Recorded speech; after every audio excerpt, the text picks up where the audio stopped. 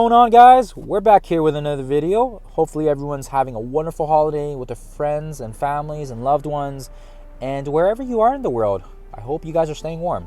So today we're going to be talking about the best characters to use for Fear the Darkness. Now, this is by no means an exhausted list. This is just some of the characters that I found to be the most effective and just experimenting, and as well as these characters also succeed in other game modes like Arena, Blitz, Raids. So you want to make sure you get the most value out of your buck. But again, that's going to depend on what drops in your store. And if you guys didn't already check out the first part of the Fear the Darkness guide that I released a week ago, it essentially just talks about those uniques, getting 12 of them, and essentially preparing for Fear the Darkness before you can get into it. You need 5 characters that are tier 13, etc., etc. Anyways, today we're going to be talking about the best characters. And if you guys have any additional characters you feel like that are very useful as well, and that I did not talk about or even list off, feel free to put that in the comments below. Now, just briefly talking about best characters again, we want 5 characters that we can bring into the game mode. And again, we're going to be talking about positioning later on in the video, but essentially you want to make sure you have at least 5 characters, tier 13, and essentially with each tier 13 character you need at least 12 uniques. Today we're going to be going over the characters, and you're going to see that I do pick characters that try not to have competing overlaps in terms of their uniques, so that way you're not trying to compete for 24 pieces to get 2 characters into 13 before you can even get into the game mode. So for example, let's use Captain Marvel and Ultron. They both need adamantium, and if you wanted both those characters in that game mode, and I mean obviously you won't have Ultron unlocked, but I'm using it as an example here, guys, that you'll need 24 before you can even get both those characters unlocked. Whereas if you have one character that has adamantium and then another one that has shield tech, well then at least you're not competing with resources and basically diminishing the percentage in which you have to wait for that to pop up in the store and then purchase it. Alright, so let's get into the best character here. So number 1 right off the bat, Minerva. She is absolutely essential for this game mode. I would say it's not impossible, but it would definitely take a long grind, and it would definitely would take a lot of attempts. She really shines in this game mode. She revives, she does regeneration, but perhaps the most important part is the fact that her ult does a percentage of their health. Now in this game mode where they have freakishly high, big health pools, and she does a percentage of their health, she does by far the most damage to these characters in game. I mean, other than Phoenix, which also takes a percentage of their health, Minerva is pretty much the best character you can have for this game mode. Unfortunately, if you didn't have, if you weren't playing during her event, the only way you're going to be able to get her drops is during premium orbs, and unfortunately that's just percentage, and unfortunately that's just what it is. I don't even think she's in the Ultimus orbs, so unfortunately she's only in premium, which really sucks. So, but aside from that, even if you don't have her unlocked, if you see that gamma radiation in the store, buy it, because again, if you have her unlocked, you don't want to be waiting for gamma radiation to be popping up. You want to make sure you're purchasing it ahead of time so you can get ready, because you're gonna need her. And it's not just about getting her in Fear the Darkness. She shines in Alliance Wars, in Arena, in Blitz, in Raids, especially in in Ultimus 7. So again, if you see that gamma radiation, guys, buy it. So again, she is absolutely essential, okay? Put that on your list. She is by far the best character in the game for that game mode. Now, these characters are also amazingly powerful, and I mean, right off the bat here, I'm going to tell you guys, these guys are all legendaries. So no surprise here. You can T4 ability map these guys. You can get them up to tier 13.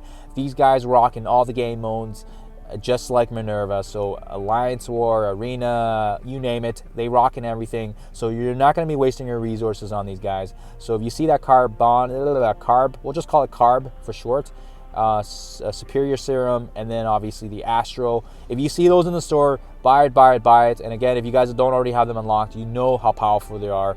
Like with they shine well with Minerva as well. Star-Lord, he blinds, he does a decent amount of damage, and he generates energy for the team. He's just too good.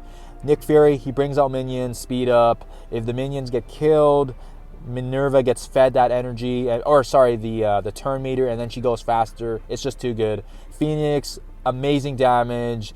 She does AoE, she rips taunts. Unfortunately, the only drawback is when she dies, she doesn't come back and she doesn't come back. So she's not sustainable. So again, if you only got 5 characters and you've got her as the 5th, it just sucks, because then you either have to do a recharge on her health, or you have to wait for the next day, or you can go in with the 4 characters. But again, you're going to lose that progress. So that's the only crappy thing I would say about Phoenix. Otherwise, I would have said she's an essential character as well, just because she does a ton of damage. She does percentages just like Minerva, and on top of that, she can rip buffs, and she's got AoE ripping taunts. Like, it's absolutely insane. Absolutely insane.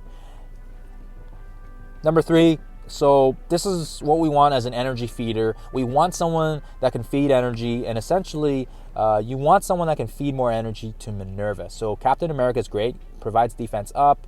He's got that vibranium, so it doesn't really compete with too many of the characters. And on top of that, he also gives a taunt, which is really nice. So energy, defense up, feeding, really, really nice. Star-Lord, he's next. He's also really great. We just talked about him previously already. Energy, blinds, carb again. If you see it in the store, buy it. And on top of that, if you got him in conjunction with other with the Guardians of the Galaxy, they just work well together with synergistic means.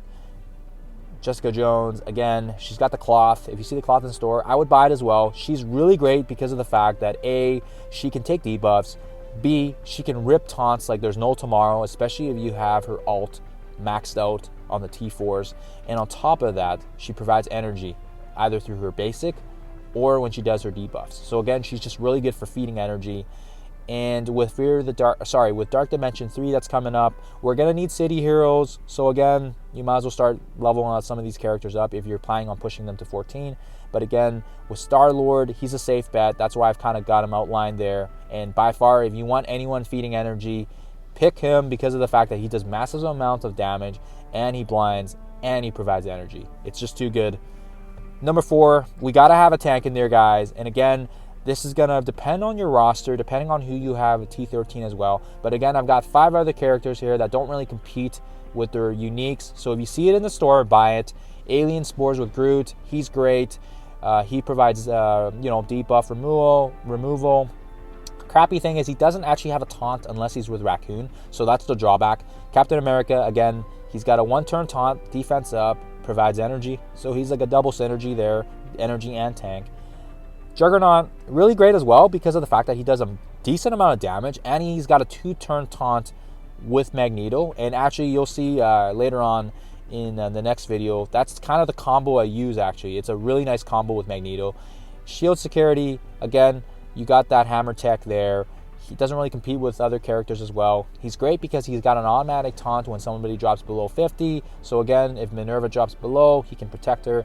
Colossus, kind of the same dealio as Juggernaut, 2-turn taunt if Phoenix is around. Again, he's got that alloy that doesn't really compete too much. I think Cyclops needs it as well, but he's not even in the game yet. And again, like I said, if you got the other characters, they provide synergy with it. So like I said, Raccoon, Nick Fury actually goes really well with Captain America. And on top of that, he just spreads debuffs and buffs all around to everybody. So it just really helps out. Magneto again with Jugs, Phoenix with Colossus, and then Shield also works again with Shield security also works again with Nick Fury. So it depends on what you're gearing for. And again, like I said, most of these characters won't overlap in those uniques, which is really, really nice for you guys. So just keep an eye again, like I said, for those materials. And that way, if you pick 5 characters that are competing in materials, you only essentially need 60 of them, versus if you needed, like, for example, like the Alien Spores, you need 24 of them for 2 of the characters, and it just competes. And for you to wait for one item to be popping up in the store, it diminishes your potential to have that item coming back, and just lowers that rate just because of the fact that you need double the amount of it. Number 5 is a little interesting because of the fact that for me, I mean, I had like Yondu and Mordu and some randoms. So again, that was just, it was just random for me at the start. But again, anyone else that you don't really have the ones that we mentioned. So if you've already got Star-Lord and you've got Raccoon and you've got Groot, then great. I mean, pick the 5th one, either, Captain America for more defense, Pick either, you know, someone for more additional energy, like, you know, like Jessica Jones, or maybe you want to have more damage like Phoenix. So again, just pick utility wise depending on where you go, and it kind of has that flexibility. And maybe it's none of these characters. Maybe you've got Mordu like myself. I had Mordu as one of mine, and it was nice because of the fact that he had a heal block, so that was nice for the Nick Fury node. And on top of that, he also had a stun and a blind, so that kind of helped out. I also had Yondu as well. He was one of my extras, and he had minions, kind of helped fed Minerva a bit. He also had AoE and piercing damage, and he could also take the taunts off too. So again, if it's someone that I haven't listed or said today, feel free to put that in the comments, but you can kind of pick that fifth one as your flexibility.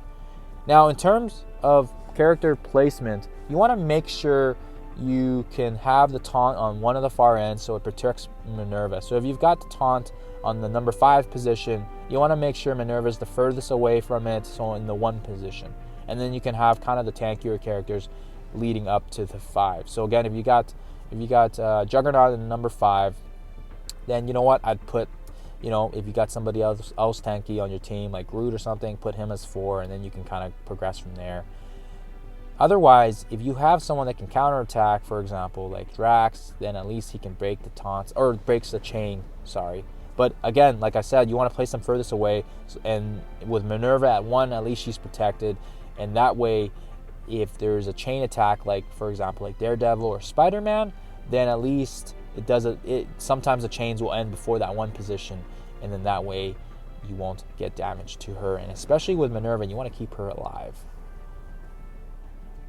So again, guys, in summary, Minerva's a must, absolutely essential. She's, you know, she just does too much damage, revives, and on top of that, she does regeneration as well, and her turn meter gets filled when someone drops, so it's just too good. Next off, you want to make sure you have someone that's powerful. So again, we had Phoenix, we had Nick Fury, we had Star-Lord, just someone that's a legendary. And again, that's not an exhausted list. There's other characters, for example, like you can have, I personally think Magneto is another good one because of the fact that he's got a good blind. And if you got Juggernaut on there as well, he's a good one. Legendary again, like I said. Seems like all the legendaries are pretty good, and they're a pretty safe bet. Energy feeding into Minerva. So again, you want to make sure you have either Star-Lord, Jessica Jones, Captain America, Nick Fury, somebody to feed energy, right? That way she can heal more, she can basically revive when she needs to, and then it basically helps with sustaining. Tank, protector again, Captain America, shield security, etc. Just someone to kind of take and nullify some of that damage. And obviously you want to steer it away from Minerva, and you want to keep her alive as long as possible, so that way she can ult more. I mean, essentially the game mode's basically keeping her alive and just ulting the whole time. So you guys will see that in my next video. But like I said, that's what you want to do. And like I said, for the 5th spot, you know, depending on what you're lacking, so whether it be damage, whether it be debuff, utility, stuns, that sort of thing, kind of plan around that. And if that's not the case and you just have a 5th character and you want to just get started with the game mode, so for example, for me, I had Mordu and Yondu. Yeah, I just wanted to get in Fear the Darkness so I could start chipping away at it. So again, depends on who your 5th character is. Could be, you know, could be someone massive like that you've got as, you know, massive red stars, and maybe you want to get them up to 13, or you just got lucky with their uniques. So like AIM, like maybe you got a Hydra, unfortunately, that kind of sucks. I still wouldn't recommend pushing a T13 minion, but again, like I said, you want to plan ahead, especially with the new Fear Darkness coming, and you want to make sure you plan ahead with those characters. So I mean, with Fear the Darkness 3 coming up, you want to make sure you can pick cosmic and global characters, and characters you want to make sure you can get them up to T13 as well. So I mean, other ones I didn't really list off. I mean, Captain Marvel's a good one to have. She would also be pretty good too, I think, in my personal opinion, for Fear the Darkness 3, just because of the fact that she does a ton of damage. Unfortunately, she does require adamantium, which means she's going to be competing with yours truly, Ultron. So unfortunately, that's probably not going to be one I would level up, but I would still get her up to 13 if you guys have the materials.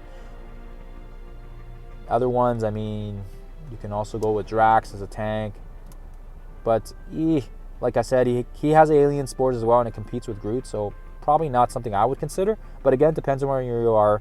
And again, with global characters, we'll just check off Cosmic here.